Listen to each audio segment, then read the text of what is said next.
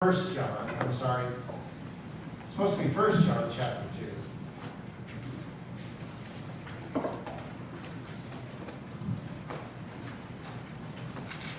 I want to read for you the first 6 verses in First John chapter 2. My dear children, I write this to you so that you will not sin. But if anyone does sin, we have one who speaks to the Father in our defense, Jesus Christ, the righteous one. He is the atoning sacrifice for our sins, and not only for ours, but also for the sins of the whole world. We know that we have come to know him if we obey his commandments. The man who says, I know him, but does not do what he commands is a liar, and the truth is not in him. But if anyone obeys his word, God's love is truly made complete in him. This is how we know we are in him. Whoever claims to live in him must walk as Jesus did. You know, as I was putting this message together, I came across a quote from an author named Timothy Keller. The quote is this: the gospel is this, the more sinful and flawed in our lives, the gospel is this: we are more sinful and flawed in ourselves than we ever dared believe. Yet at the very same time, we are more loved and accepted in Jesus Christ than we ever dared to hope. You know, when I was growing up, I grew up in a church where you wore your best clothes on Sunday. We had a ritual, we had a routine in our home.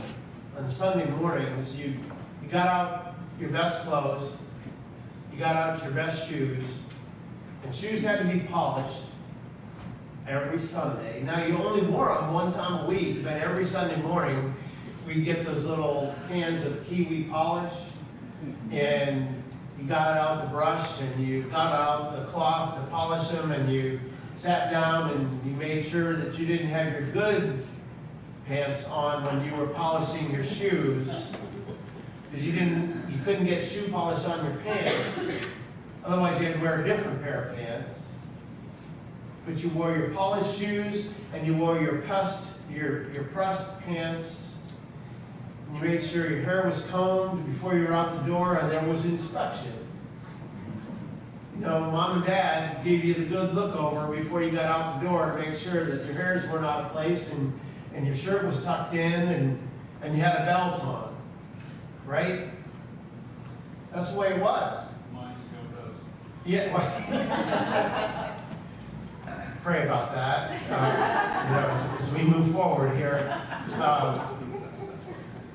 But it wasn't only your best dressed that you did when you went to church. You also had to be on your best behavior when you went to church.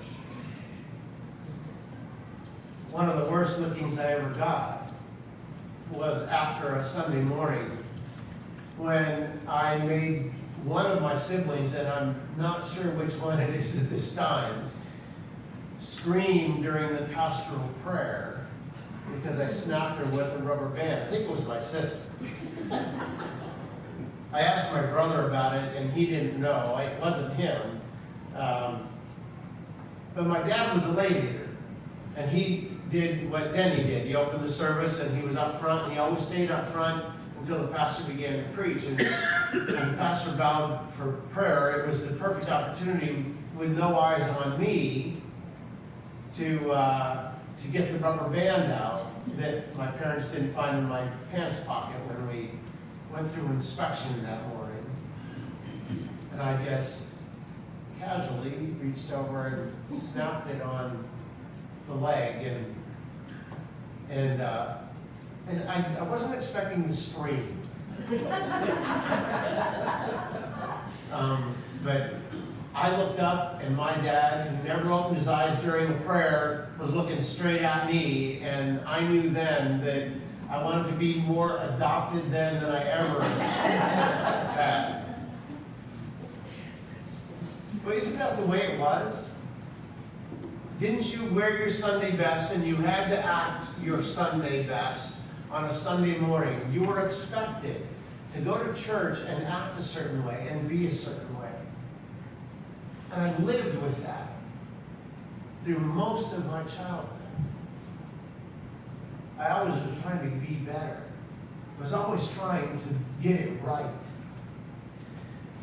The first part of Tim Keller's quote stuck with me through most of my childhood. We are more sinful and flawed in ourselves than we ever dared to believe. And it seemed to me that somehow someone was informing the pastor every Sunday of all the things that I'd done wrong during the week. Because somehow he was talking about all the things that I'd done wrong, and I wanted to get it right. And I spent more time in my youth at an altar trying to figure out how to be perfect, trying to get it right. And it was hard. Because if you've ever tried to be perfect in your life, if you ever tried to do that, you realize that it's a battle that you just can't win. No matter how hard you try, no matter what you do to try and accomplish it, you're going to fail. And what we try and do when we fail is to cover it up. If you have enough shoe polish on your shoes and you wear the best clothes that you're wearing and you try and act the best on one day out of the week, maybe someone won't notice. Maybe you can get by.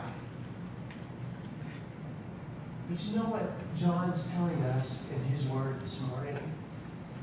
He's telling us not that we have to be perfect, but he says that if you do sin, you have an advocate.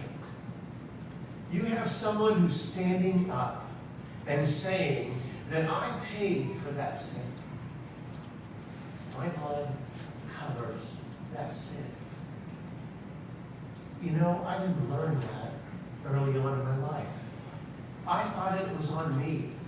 I thought that I had to do all the right things so that God would love me more. I thought that I had to earn it somehow. You know, sometimes I fall into that same rut even today.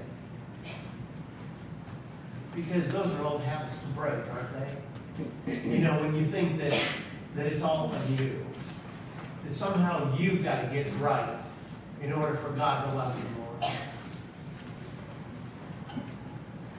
I didn't have to get better so that God would love me more. And it took me a long time to learn that. It's not that he overlooks our sin. It's that he wants to forgive it and forget it. You know, sometimes church is the hardest place for us to learn that lesson. Because when we walk through the door, we want to do the right thing. We want to be the right person. We want to be seen as the person who's got it all together, right? I'm reminded of an incident that happened in Jesus' life. In Jesus' life, the religious guys, the churchgoers, brought someone to Jesus when he was at temple, when he was in church. And they brought this person to him, not so that she could sing in the choir. They didn't want her to become a church member. Instead, they wanted to hold her accountable for the things that she had done wrong in her life. John, the one who wrote 1 John, actually records this in John chapter 8. I want to read just a part of this to refresh our memories. It says, "But when Jesus went to the Mount of Olives at dawn, he appeared again in the temple courts where all the people were gathered around him. And he sat down to teach them." He was in the middle of a sermon. He was in the middle of a Sunday morning message.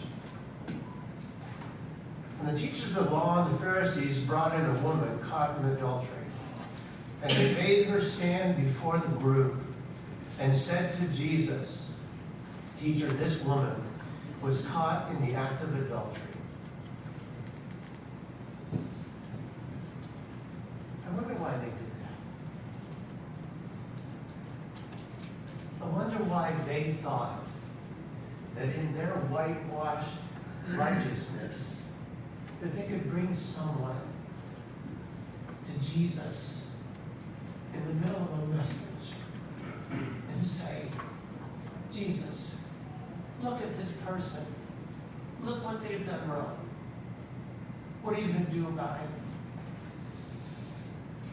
You know, I lived that way for so long, thinking that somehow the way I lived and the way I acted was condemning me all of the time. But Jesus said, when he finished with those whitewashed religious people on that day, he turned to the woman. He turned to the woman. And he said, "Woman, where are your accusers?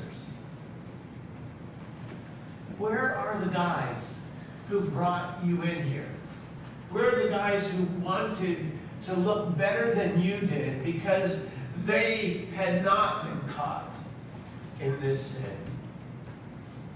They were caught up in their own, but they weren't bringing that to church, not on a Sunday morning." And when Jesus addressed the woman, she looked around. And I'm not sure if she knew that they had left or not. But when she did look around, she realized that no one was there. It was Jesus and her. And he said,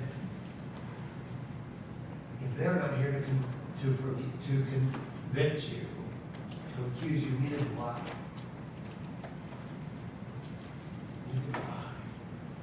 Sexual words were, "Where are they? Has no one condemned you?" "No one, sir. Neither do I condemn you," Jesus declared. "Go and leave your life of sin." How much different is that than what we feel most of the time? How much different is that than when we feel that we're not doing the right thing or not acting the right way, that somehow the weight of all that we've done is holding us back and weighing us down, instead of hearing the words, "Neither do I. You're forgiven. You're forgiven. Go and leave your life of sin." Does that mean that we always get it right? That doesn't mean that at all. But that means that every time that we don't get it right, we can come back to the same loving Jesus in the same way, and he'll say the same words. "I forgive you. I forgive you. Go. Go and leave this sin behind." Not that you've got to be perfect, not that you've got to get it right every time, but we have an advocate with Jesus Christ who comes and tells us that he's forgiven our sin. Past, present, and future.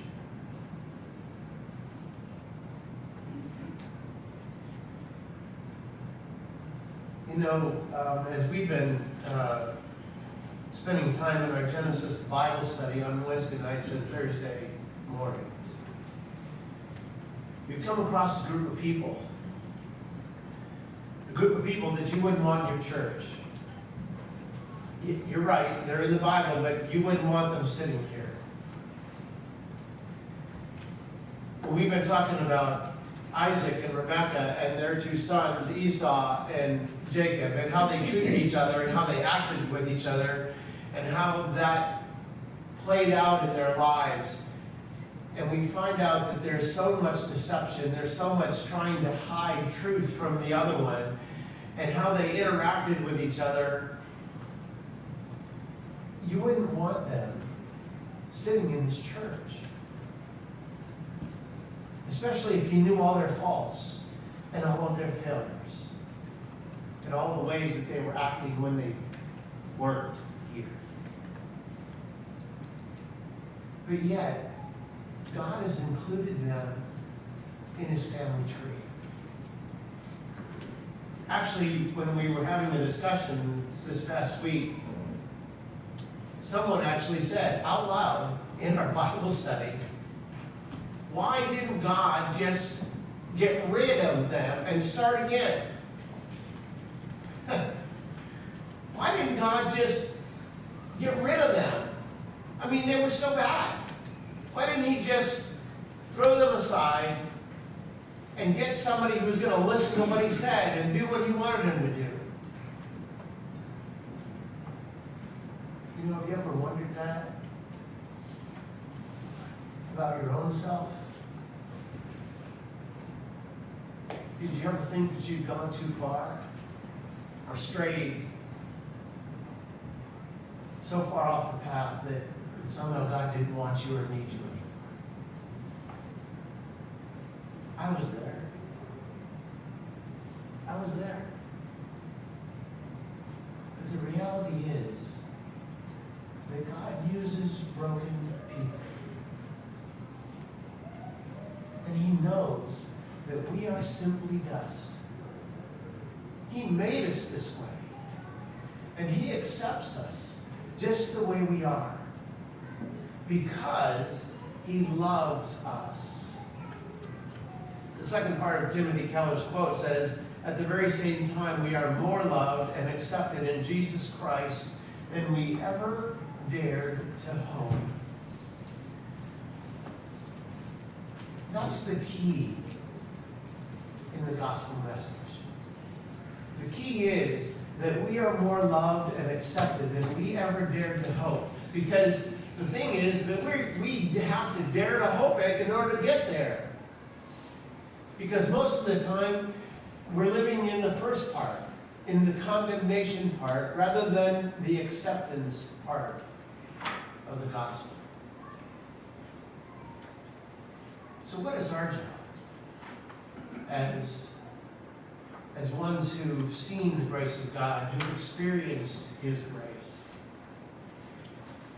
Because we can be part of that crew that brings the condemned in and points the finger. Or we can be the ones who are rescuing those who are lost, reaching out. I've often heard that churches are lighthouses. Lighthouses where the light of this church shines so that others can find their way in. But that puts an awful lot of work on the sinner to get here, doesn't it? The reality is that we've got to be more than lighthouses. We've got to actually get into lifeboats. We've actually got to get wet. We've actually got to put ourselves at risk to go out to rescue those who are foundering in the waves, who are struggling to get to shore. And when we do that, they see that we care.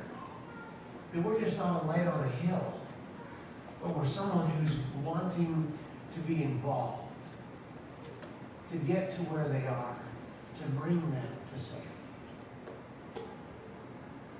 Because that's what Jesus did. He didn't just stay in heaven and shine his beam down on this earth and say, hey, follow the light. No, he came here. He came here so that those who were brought to him, who the rest of the world wanted to condemn and discard, he could say, you're home. You're safe. You're forgiven. I know that now. And I live in that grace.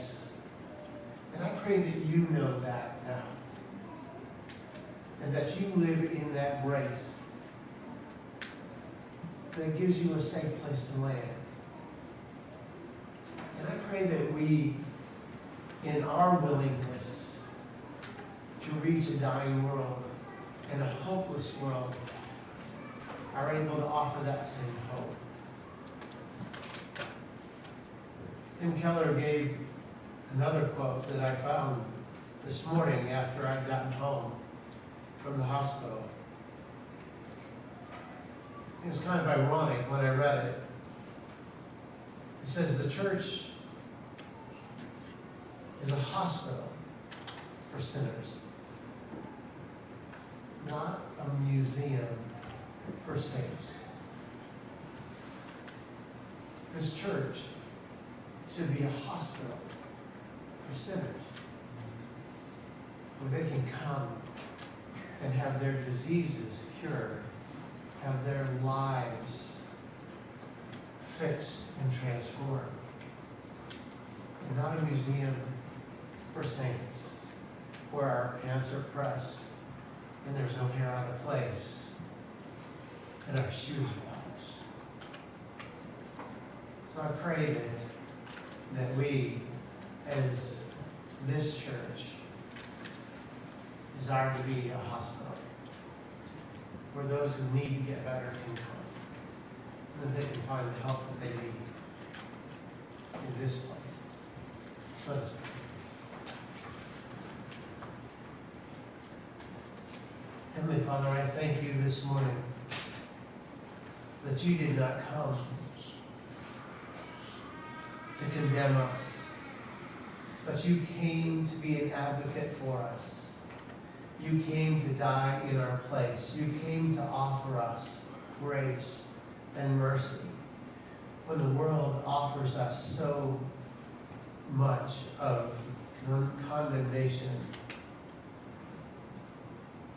I pray this morning that we would be able to extend that grace as well to the world around us, to those who are hurting and in need, that they may know that there is a hospital where they can get well from all of their sicknesses and diseases.